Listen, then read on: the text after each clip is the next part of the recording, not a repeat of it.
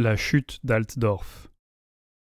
Les corps de guerre bretoniens sonnaient encore et encore, tandis qu'une armée de chevaliers chargeait depuis la crête des Pins de Sang vers la plaine du Reik.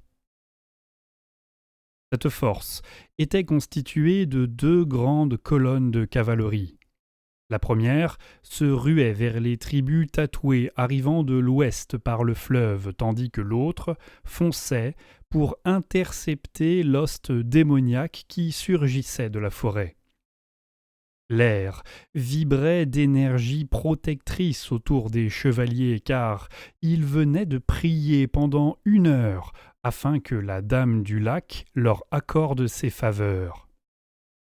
Même si la tempête faisait rage, pas un seul chevalier n'avait été touché par la pluie fétide, car les gouttes s'évaporaient comme par magie avant de maculer leurs armures étincelantes. Un puissant cri de guerre résonna alors que les chevaliers bénis dévalaient les pentes en direction des séides, méphitiques du chaos. Otto Glotte brailla des ordres depuis les épaules de son frère Gourk. Ces guerriers changèrent de direction, se mirent en rang et serrèrent leurs boucliers pour se préparer au choc. Le tout dans un semblant de discipline qui parodiait les manœuvres impeccables des troupes régulières de l'Empire. La cavalerie percuta les lignes du chaos avec la force d'un ouragan. D'abord, 10 lances, puis 100 s'enfoncèrent dans les corps des barbares et les empalèrent. Le mur de bouclier des frères Glotte se désintégra, comme une clôture en bois chargée par un troupeau d'aurochs furieux. Les Bretoniens hurlèrent triomphalement et poursuivirent sur leurs lancers.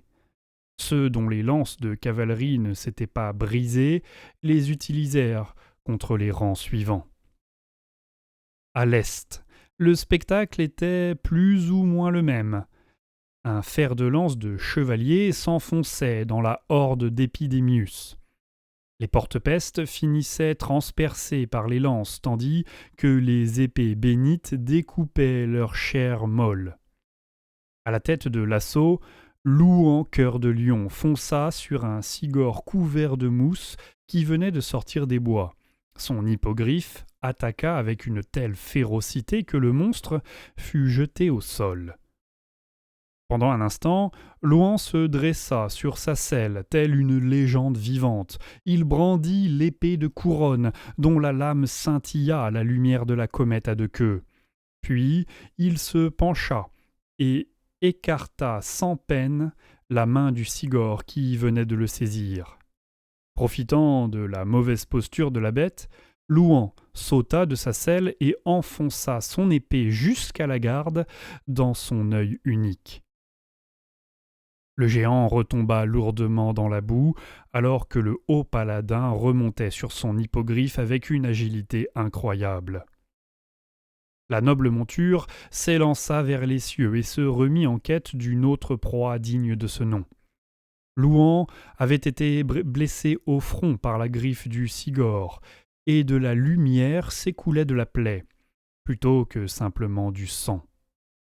Cependant, la Dame du Lac veillait sur lui, et la plaie, bien que profonde, commençait déjà à se refermer. À l'ouest, un tapis de cadavres d'hommes de Norska recouvrait le sol, là où la cavalerie bretonienne était passée. Malgré tout, les guerriers tribaux refusaient de fuir, car ils savaient qu'ils combattaient sous le regard de leur dieu. Les nobles de Bretonie abattaient des centaines d'ennemis et en étaient venus à abandonner leurs lances pour tirer leurs épées, car la mêlée se faisait dense. Bientôt, en dépit des pertes qu'elle avait provoquées, l'élan de la charge bretonienne diminua, alors que les cavaliers n'avaient parcouru qu'un quart de la distance qui les séparait des troupes d'Altdorf. Jared et son destrier Estrien avaient chargé à 113 reprises. Le feu dans les veines, la force qui animait son bras, la rapidité de son coursier, c'était une euphorie qui précédait chaque impact. Derrière lui suivaient ses camarades, une longue colonne de chevaliers qui balayaient les Nordiques qui leur barraient la route. Vous aurez beau vous serrer les uns contre les autres, ça n'y changera rien, bande de mécréants, rugit Jared. Il entreaperçut Loup en cœur de lion, qui volait sur son hippogriffe à la tête d'une lance de chevalier Pégase. Jared brandit son épée pour le saluer. Soudain, un escadron de cavaliers aux armures rouillées fonça sur la colonne bretonnienne. « Ils n'ont d'impressionnant que leur taille, » murmura Jared. Il fit volter son destrier vers le plus gras des chevaliers adverses. L'animal s'élança en baissant la tête, et son chanfrein doté d'une corne semblable à celle d'une licorne transperça la gorge de la monture adverse. Jared esquiva le coup du Nordique avant de le décapiter d'un coup puissant. Le cadavre tomba à la renverse dans un grand fracas de métal. « Tu aurais dû te procurer une selle digne de ce nom, » rit Jared. Au-dessus de lui, Louan survolait le mur de bouclier des Nordiques. Sa voix était claire et puissante et se faisait entendre malgré le vacarme de la bataille.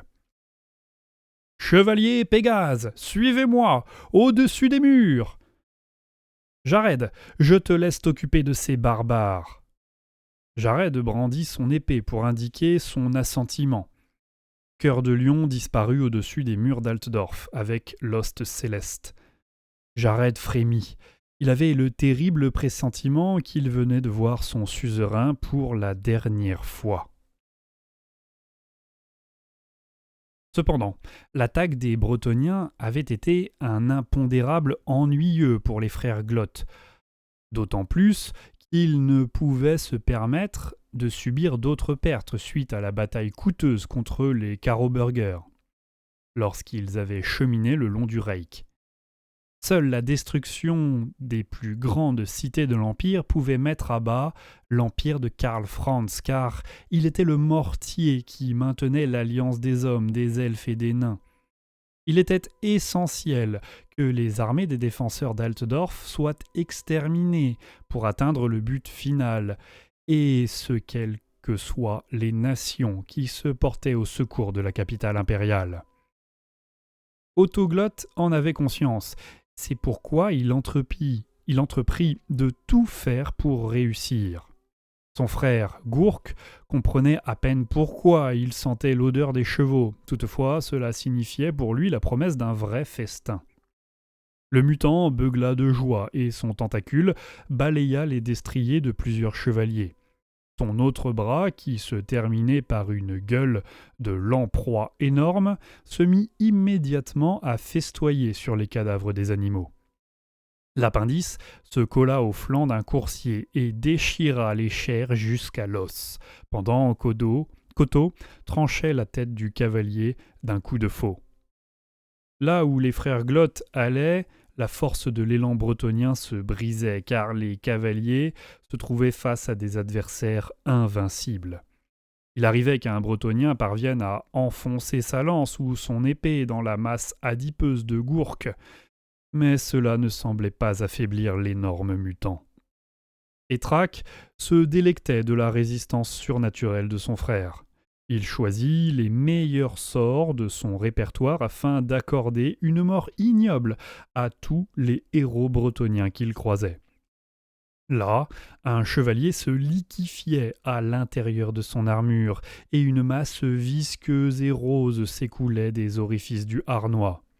Ailleurs, un fier paladin tombait au sol en hurlant de prières désespérées à sa déesse, tandis que la terre se muait en une mare de pus qui les aspirait, lui et son valeureux coursier. Les efforts des frères Glott stoppaient inexorablement la charge des Bretonniens. Les hordes tatouées qui suivaient les triplés reprirent courage. Ils abattirent leurs haches sur les destriers et désarçonnèrent les chevaliers avant de les achever de coups féroces portés aux jointures du cou et des membres ou à l'aide de longues dagues insérées dans les visières. Et lorsque les guerriers d'élite de la Horde arrivèrent, la tuerie s'intensifia.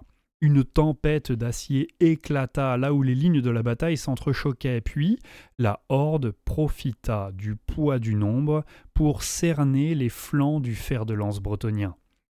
Au nord de la ville, la forêt dégorgeait des tribus bestiales de Guthrotspum, que Guthrotspum avait rencontré dans la Dragwalt. À l'ombre de la porte nord, Kurt Helborg observait avec horreur non seulement des escadrons lourds, de lourds chevaliers du chaos, mais aussi d'innombrables hardes qui apparaissaient sous les frondaisons envahies de lianes sinistres. La vision d'une telle nuée fit flancher les cœurs les plus endurcis. Le Reichsmarschall savait qu'il fallait contre-attaquer sur le champ. Il ordonna à ses héros d'envoyer un signal aux ordres de chevalerie et établit son plan. Il commanda à son avant-garde d'aller intercepter la cavalerie du chaos. Les hommes d'Altdorf et de Talabheim se mirent en position côte à côte et abaissèrent leurs lances et leurs hallebardes. L'avant-garde de Guthrotspum s'étira sur une longueur d'une demi-lieue avant de s'élancer et de percuter les lignes de l'Empire tel un raz de marée pestilentiel. Les chevaliers du chaos fonçaient à travers une forêt de lianes. Les hampes des lances se brisaient comme des brindilles, tandis que les fantassins impériaux périssaient sous les coups des épées enchantées. Les dragons ogres massacraient les hallebardiers, et quand ces derniers tentèrent de les encercler, les éclairs qui couraient le long des flancs des monstres les électrocutèrent.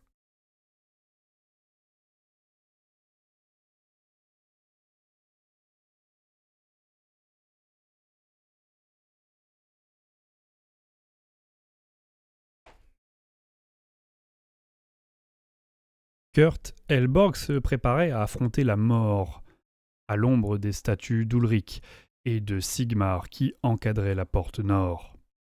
1800 soldats de valeur étaient alignés en rang serré dans la boue au nord de la ville.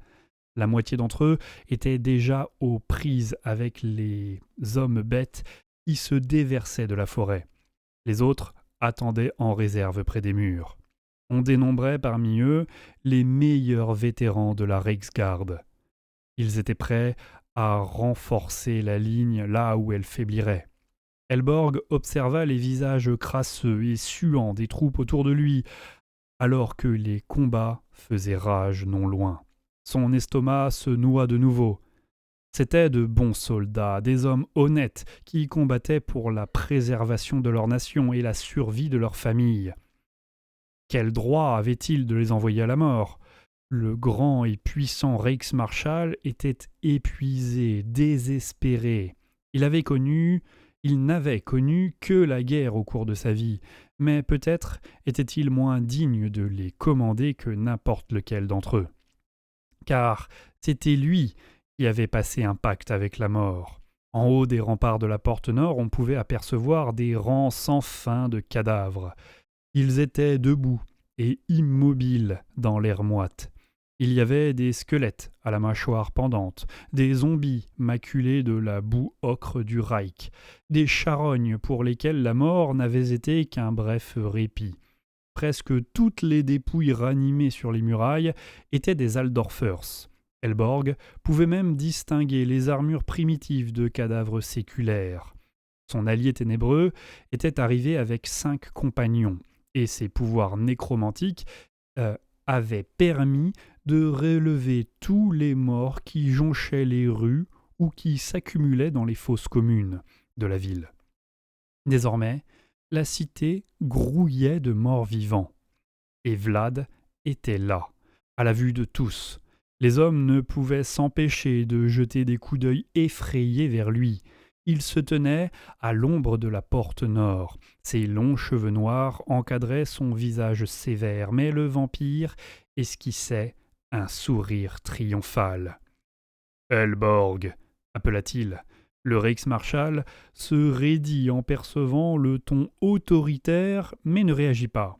« Votre ligne de fond faiblit. Je sens la peur porté par le vent. Je pense qu'une harangue serait la bienvenue. » Les 3 femmes vampires vêtues de blanc derrière Vlad pouffèrent de rire. À côté d'elles, un vampire chauve et en armure abhorrait les couleurs de Marienburg, flattait la tête d'un Terrorgeist. « Mes hommes donnent leur vie pendant que vous regardez depuis l'arrière, mais ils ne faibliront pas, » répondit Helborg. « Vous ne me verrez pas sur les remparts d'Altdorf, Helborg, » dit Vlad en se tournant vers la muraille et portant la main à son armure. « J'ai le souvenir douloureux d'une mauvaise chute là-haut, mais croyez-moi, mes pantins ne vont pas rester oisifs. » Sur le flanc gauche, une tribu de minotaures plongeait tête la première dans la mêlée. Près de la moitié des créatures fut taillée en pièces par les salves d'arquebuses. Elles s'écroulèrent dans la boue, les yeux révulsés et la gueule écumante. Les autres atteignirent les lignes de tireurs impériaux et les piétinèrent ou les encornèrent brutalement. Une fois les arquebusiers massacrés, les minotaures s'élancèrent vers les chevaliers de la Reichsgarde situés derrière. Néanmoins, ces adversaires étaient d'une autre trempe.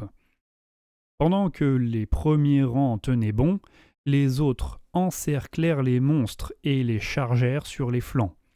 Les longues lances s'enfoncèrent dans les torses velus.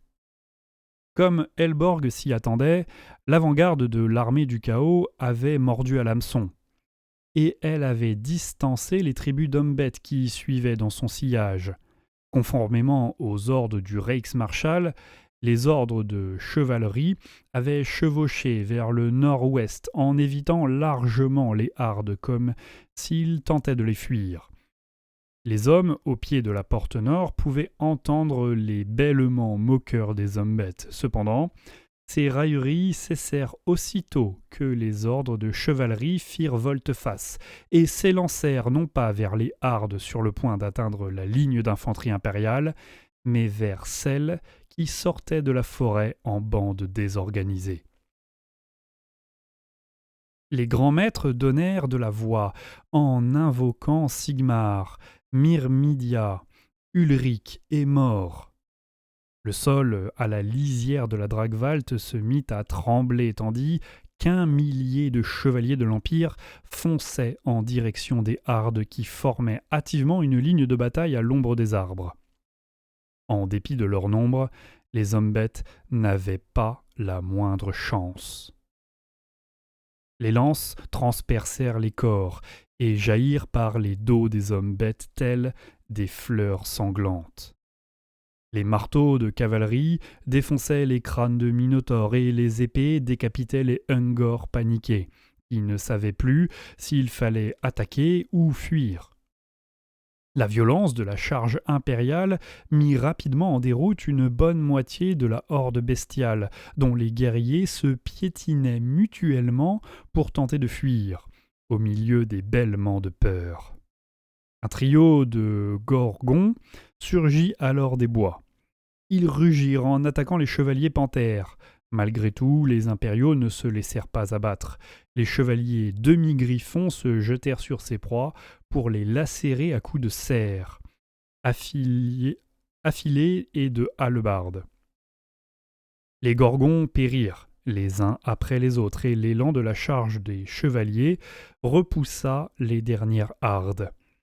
Les corps de guerre sonnaient triomphalement, tandis que la cavalerie se positionnait de façon à bloquer le tunnel tapissé de lianes que les hommes bêtes avaient emprunté pour sortir de la Dragwalt.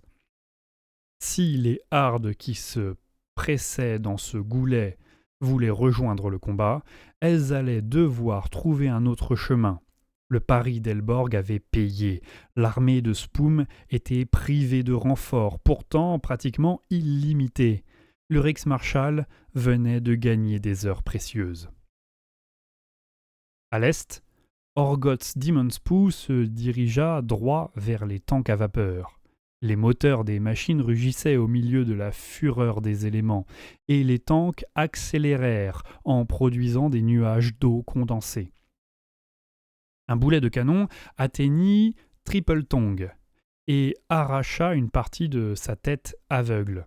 Le monstre s'affaissa et son cavalier faillit être désarçonné, mais il reprit finalement son avance. Orgoth sourit cruellement, pressé de venger cet affront. Les Pox Maggots esquivèrent sans peine les tanks à vapeur lorsqu'ils les croisèrent. Bill Spurter, le Maggot de Rothspound, saisit la tourelle du tank, le plus proche, et tira de toutes ses forces. La coupole en métal fut arrachée et le Maggot déversa alors à l'intérieur de la machine un jet de vomi démoniaque. L'engin avança de quelques mètres de plus avant de s'arrêter dans un grincement et des jets de vapeur pestilentielle. Les 3 autres tanks à vapeur se dirigeaient vers l'ost de Porte-Peste et forcèrent le palanquin d'Épidémus à les éviter. Les serviteurs de l'intendant furent écrasés sous les roues des machines de guerre. Épidémus grommela d'un air irrité et tendit un doigt vers le ciel. Entonnant un chant lancinant, il fit apparaître une masse de nuages d'un blanc purulent qui s'agglutinèrent au-dessus du tank à vapeur le plus proche, en formant un cyclone. La machine se mit à tourner lentement sur elle-même, puis de plus en plus vite. Finalement, elle se renversa, et sa chaudière à vapeur se fissura en projetant des jets brûlants aux alentours.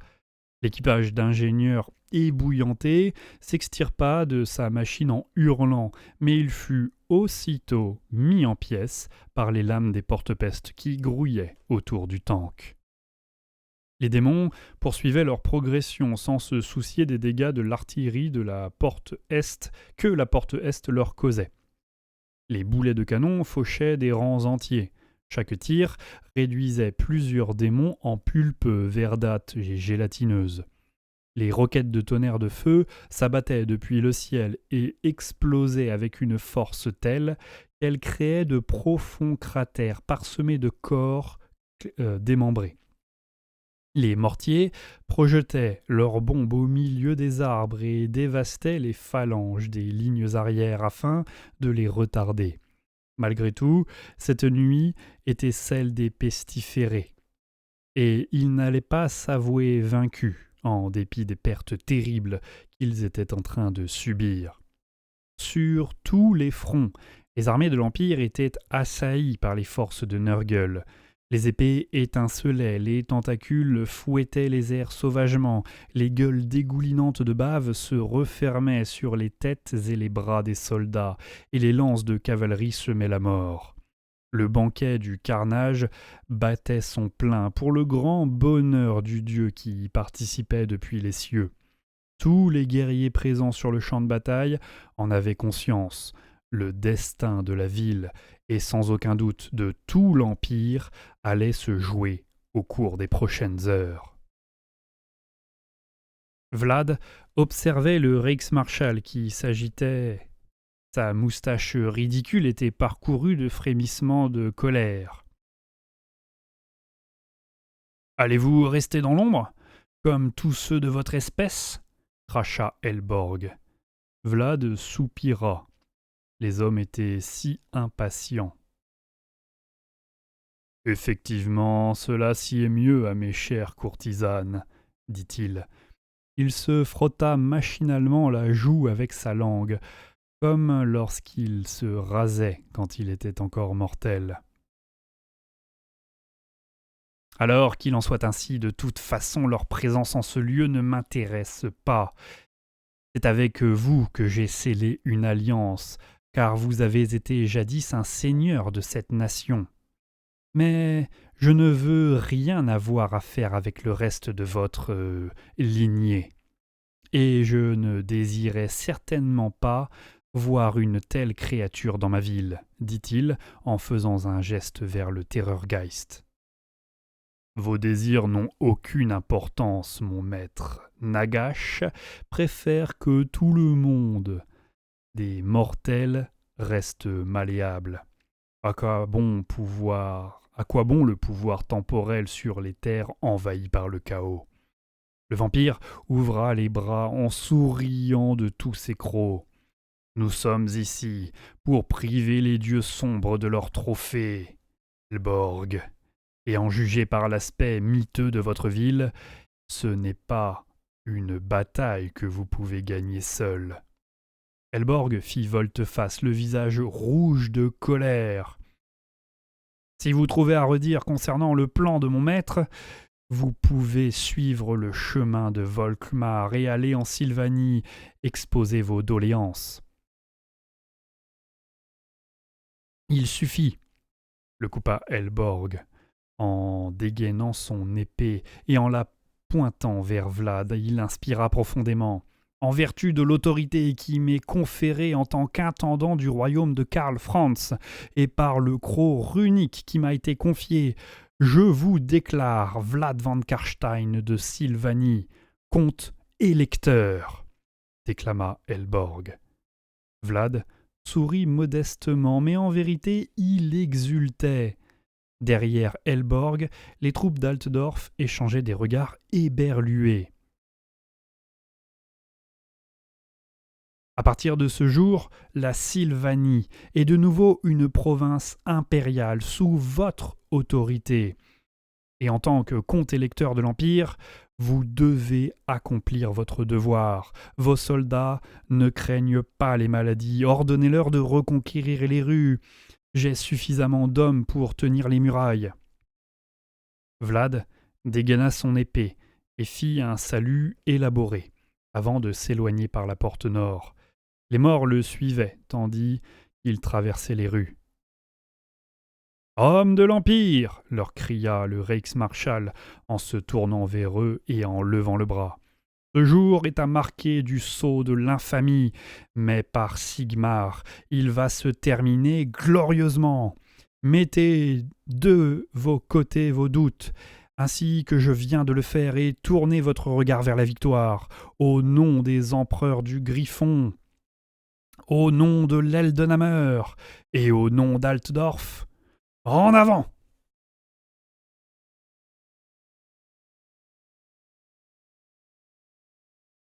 On voit ici une superbe illustration, notamment des frères Glott.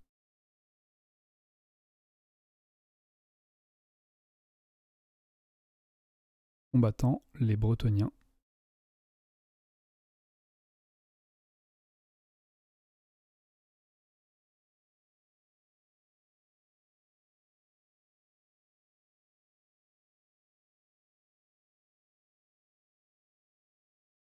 Avec le cyclone en fond, la ville en fond. On voit ici des mouches. On voit ici des porte-pestes et les Bretoniens, les hommes bêtes.